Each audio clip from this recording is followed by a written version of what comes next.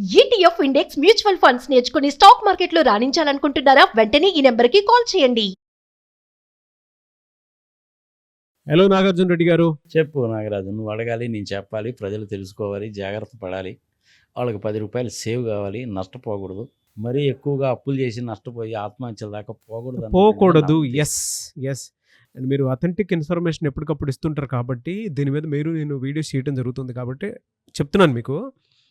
అంటే వాళ్ళు అడుగుతున్నది ఎండ్ ఆఫ్ ద డే, అంటే నేను మాట్లాడుకున్నది చాలా, అంటే గోల్డ్ మీద మాట్లాడుకున్నాము, వెండి మీద మాట్లాడుకున్నాము, షేర్ మార్కెట్ గురించి కూడా మాట్లాడుకోవడం జరిగింది. అంటే ఏ విధంగా ఉంటుంది, ప్రస్తుతం ఫ్లక్చువేషన్స్ ఎక్కువ ఉన్నాయి, అసలు దేని మీద ఏ విధంగా ఉండాలనేది.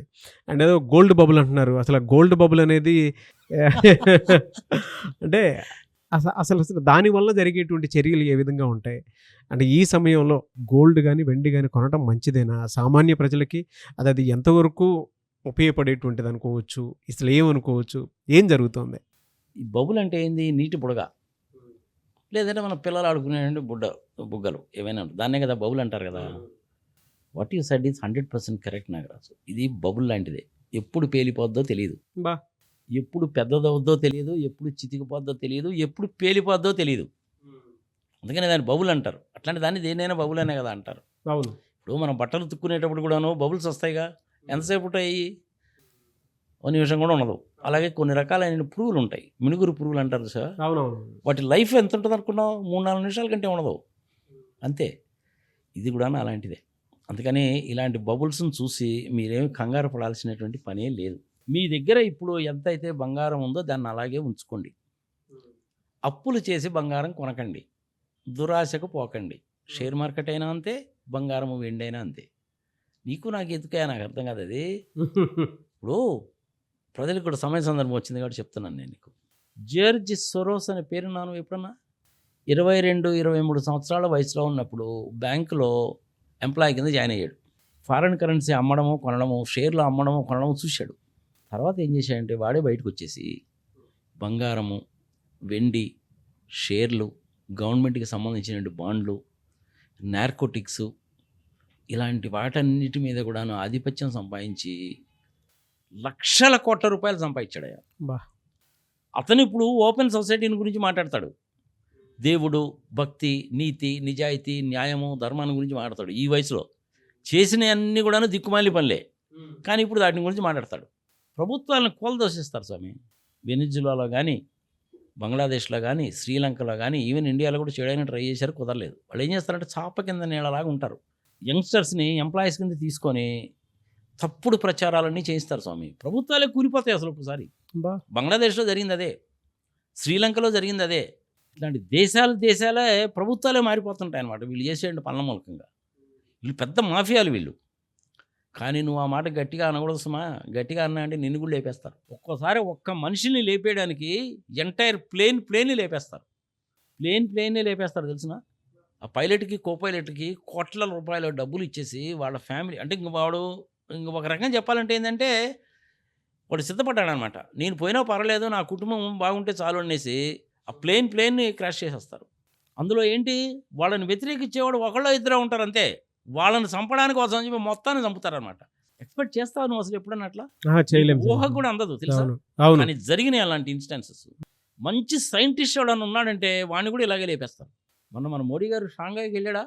పుతిన్ గారి కారులో 45 నిమిషాలు పోయాడా? అదే టైంలో ఢాకాలో, బంగ్లాదేశ్ ఢాకాలో ఒక సిఐఏ ఏజెంట్ హోటల్లో చనిపోయాడు. మోడీ గారి మీద కుట్ర చేయడానికి అని చెప్పి ఒక పెద్ద పన్నాగం విన్నారు. అందుకనే ఆ సంగతి ముందే పుతిన్ గారికి తెలిసి ఆయన పక్కనే కూర్చోబెట్టుకొని కారులో తీసుకెళ్ళాడు షాంఘాయి మీటింగ్కి.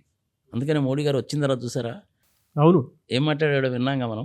అట్లాంటి పనులు కూడా చేయిస్తారన్నమాట వీళ్ళు. జార్జ్ సోరోస్ అనేటువంటి వాడు ప్రపంచంలో చాలా పెద్దడు. ట్రంప్ కూడా వాడు చెప్పినట్టు వినాల్సిందే ఒకసారి. అడిగి బంగారం పెరగడం తగ్గడం, షేర్లు పెరగడం తగ్గడం అనేది నథింగ్ అబ్బా వాళ్ళకి. అమెజాన్ ఫారెస్ట్ని నరికేశారు వాడు, తెలిసిన నీకు? అమెజాన్ ఫారెస్ట్ అనేటువంటి చాలా గొప్ప ఫారెస్ట్ కదా. ప్రపంచానికి 20% ఆక్సిజన్ ఇచ్చేది అమెజాన్ ఫారెస్టే. ఆ అమెజాన్ ఫారెస్ట్ని కూడా నరికేస్తారు వీళ్ళు, నరికేశారు కూడా. For your information. అది జార్జ్ సోరోస్ ఓపెన్ సొసైటీ. వాళ్ళు కూడాను ఈ బంగారం పెరగడం తగ్గడంలో ఇన్వాల్వ్ అయి ఉంటారు. వాళ్ళు డైరెక్ట్గా ఇన్వాల్వ్ కాదు తెలుసా, ఇండైరెక్ట్ ప్రపోర్షనల్. హెచ్ఎస్బిసి బ్యాంక్లో అలాగే జేపీ మోర్గన్లో, మోర్గన్ స్టాన్లీలో ఇన్వెస్ట్మెంట్ చేస్తారు. ఎట్లా షేర్స్ రూపంలో ఇన్వెస్ట్ చేస్తారు. 50%, 55%, 60% వాళ్ళ షేర్ హోల్డింగే ఉంటుంది. ఇంక వాళ్ళు ఎట్లా చెప్తే అట్లా చేయాల్సిందేగా. మేనేజింగ్ డైరెక్టర్ కానీ, చైర్మన్ కానీ, డైరెక్టర్ కానీ వాళ్ళు చెప్పినట్టు చేయాల్సిందే. ఈ జ్యోతి సూరజ్ ఏం చేస్తాడంటే, నువ్వు రోజుకు టన్ను బంగారం కొనంటాడు. వాళ్ళు డైరెక్టర్లు కొంటారు. ఒక సర్టన్ టైం వచ్చిన తర్వాత ఇంక మన చాలే లాభం మనకు మొత్తం అమ్మేరా బాబు అంటారు. అమ్మేయడం కూడా ఏంది, గంటలో అమ్మేయాలంటారు. వీళ్ళకి నార్మల్ టైం లిమిట్ ఏంటో తెలిసిన, ఈ షేర్స్కి కానీ, బంగారానికి కానీ, దీనికి కానీ 90 రోజుల నుంచి 120 రోజులు, అంతకంటే ఎక్కువ పీరియడ్ ఉండదు. ఇండియాలో కూడాను షేర్ మార్కెట్ ఒకసారి టక్మని చెప్పి ఎందుకు క్రాష్ అవుతుందో తెలిసిన, ఫారెన్ డైరెక్ట్ ఇన్వెస్ట్మెంట్ చేస్తారు. ఫారెన్ ఇన్స్టిట్యూషనల్ ఇన్వెస్టార్స్ అంటారు. బిలియన్స్ ఆఫ్ డాలర్స్ తీసుకొచ్చి ఇండియాలో షేర్లు కొండ మొదలు పెడతారు. ఆ షేర్ ప్రైస్ ఏముంది, పెరుగుతూ పోతుంది. 90 రోజుల్లో 120 రోజుల్లో మ్యాక్సిమం ఒక్క రోజులో షేర్లు మొత్తం అమ్మేస్తారయ్యా. బా వాళ్ళకేమో ప్రాఫిట్ వస్తుంది. వీళ్ళు అమ్మేయడం మొదలుపెట్టిన పక్క రోజు అంతకు ముందు రోజు నేను కొన్నావు అనుకో. ఫర్ ఎగ్జాంపుల్ February 1st నువ్వు కొన్నావు, వీడు February 2nd ఏం చేస్తారంటే మొత్తం షేర్లు అమ్మేస్తారు. మొత్తం షేర్లు అమ్మేసరికి ఏమవుతుంది, నీకు తగ్గిపోద్దిగా షేర్ ప్రైస్. వీళ్ళు నష్టపోవట్లా. అవును 98% మందిని నష్టపెట్టి వీళ్ళు కోర్టు సంపాదిస్తారనమాట. వీళ్ళు చేసే పనులే అయ్యి. కోర్సు నువ్వు అనవచ్చు పైన భగవంతుడు ఉన్నాడండి వీళ్ళని శిక్షించడం అంటే, సరే కుంభీపాకం పొంబీపాకం పాడు పచ్చిబుద్ధులు ఏ మర్చిపో. మొత్తం నువ్వైతే నష్టపోయావుగా, వాడైతే లాభపడ్డాడుగా. వాడికి ఇప్పుడు 24 సంవత్సరాలు, వాడి సంతానం గింతానం సంఘ సంవత్సరం ఏంటో నాకు అంత బాగా తెలియదు. ఇంతకుముందు ఎక్కడో రాసి పెట్టాను, మర్చిపోయాను అనుకో. వాడి పేరు మాత్రం గుర్తుంది. వాడి ఇన్వాల్వ్మెంట్ కూడా ఉంటుంది ఇప్పుడు ఇందులో.